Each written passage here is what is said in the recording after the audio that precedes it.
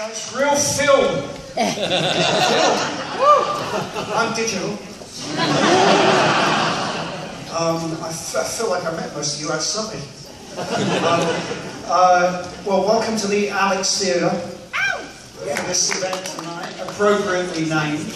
We don't have a great deal of time, so I won't waste any of it. Let's meet the leading man of A Clockwork Orange.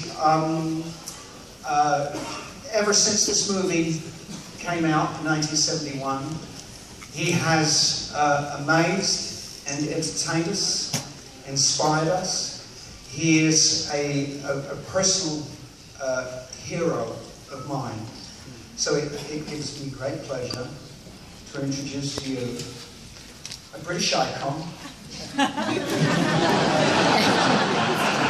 a legend, the droog of all droogs,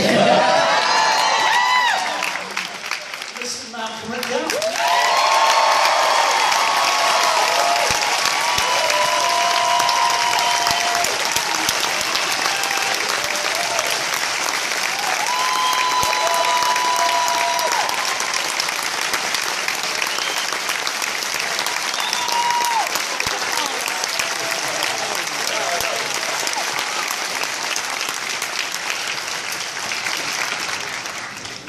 Thank you.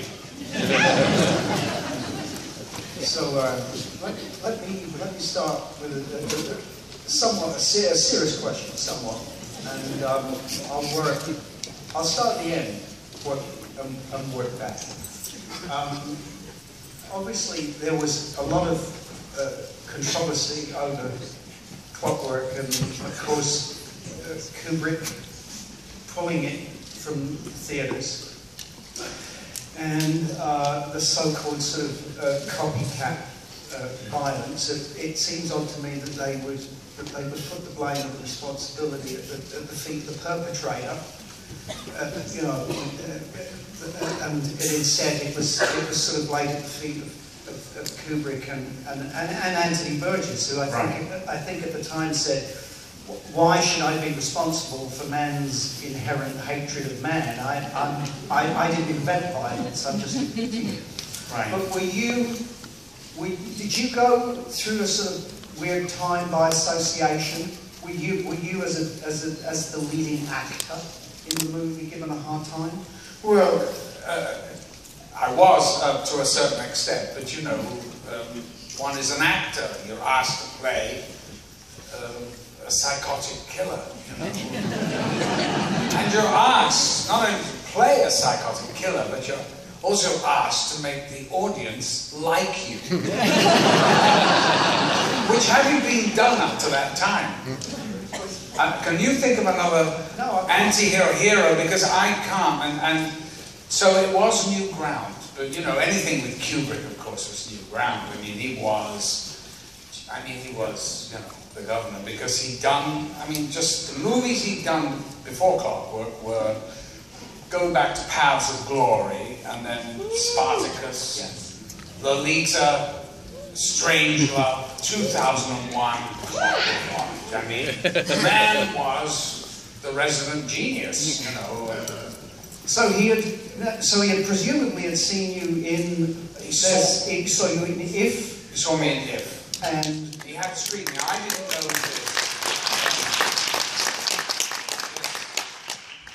If is, I think, one of the better films that I made in my career, and it just happened to be the first one. And in fact, the director, Lindsay Anderson, who Gary knew, said to me after we finished that movie, he went, "Well, Malcolm, I can safely say it'll be all downhill."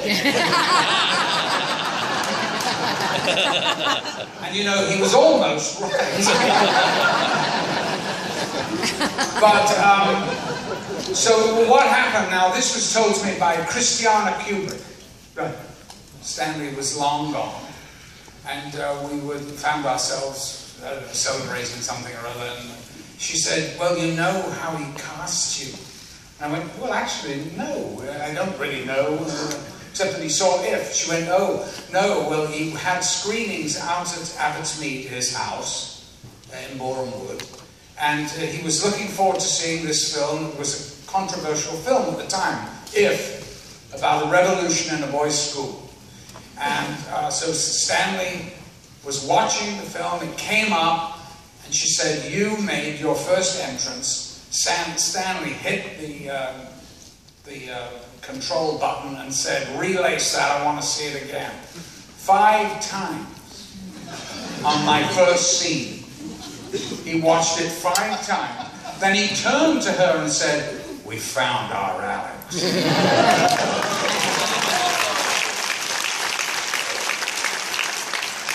So thank you, Lindsay Anderson. And the weird thing was, when I got the book or the script of Clockwork, which the script was rather skeletal, you know what I mean by that. So I suddenly panicked, and I'd been working on the pre-production stuff. The costume is my cricket gear, you know, from the back of my car. And the coat piece is the jock strap from the cricket thing. You know, and he said, oh, put it on the outside.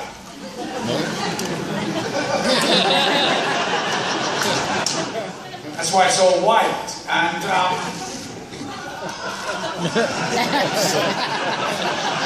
so I asked my friend Lindsay Anderson if he would mind reading the script, and if there'd be any pointers he could give me, I would be only too happy to get them, because I couldn't get a thing out of Kubrick.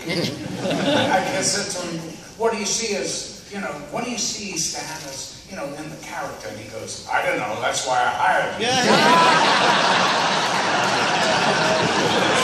You think I'm making this shit up?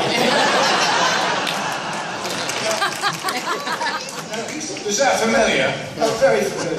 Yeah. So I've got a little smelting of coppola there somewhere. Yes, yeah. Anyway, I don't know. Listen, he's never said a word about it, but all the great ones, you know, the gods and all that. And anyway, so I gave it to Lindsay, and I got a call. He said, you better come round to my flat. I'll talk to you about, you know, to ask a director to read a script. It's a great imposition. It's at least 2 hours of their time, and more. They'll use the brain power, the intellect, and all the rest to describe it. And you know, Lindsay was a poet. He wasn't into this kind of material, you know. So anyway, I go over, and as I walk through the door, he said, "Thank God I don't have to direct it." So my heart sank immediately, and I went, "Yeah, there's not your stuff. But can you," he goes, "Yes, I'll tell you how you play this part."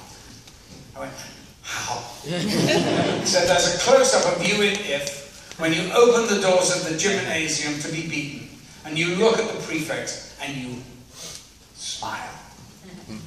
That's how you play this part." He saved my life. I'm telling you, that's how I played the part. On the first day. Then I forgot about it. Now this was presumably on the first day with the first set of droogs? No, there were no droogs. There was a very lovely Australian actor called Madge Ryan. Madge Ryan. She was playing a doctor, and get this, it was in the hospital after the Ludovico treatment. And she had to come in, and you're going to see it tonight, and you're going to think, poor bastard.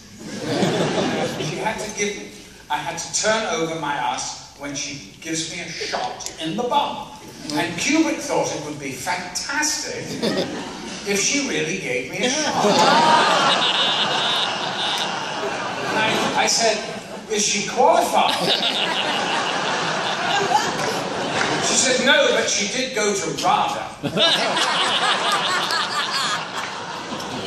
Which I don't think qualifies you for anything. Anyway, as I'm running from one set to the other, I had other stuff to do before the scene with her. I saw her in the corridor of this place that was the hospital, and she was throwing a hypodermic needle into an orange. The metaphor does not escape me. Because the doctor had told her that it is sort of equivalent to the human skin. What kind of a doctor was that? So when we got to it, this poor woman, and by the way, in the syringe was distilled water. And the whole thing was, she slammed the, well, so I, undid my thing, thinking of the notes that Lindsay Anderson had given me. She threw, and then the doctor had told Madge Ryan, make sure, don't mess around, just get the needle in, don't be half, I undid my thing, all, and I showed her my ass. She gets in and goes, up to the hilt. Sweat's coming down her face, shaking. Instead of doing it ever so slowly to disperse,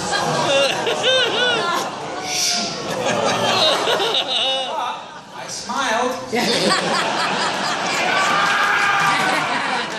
That's what it was like.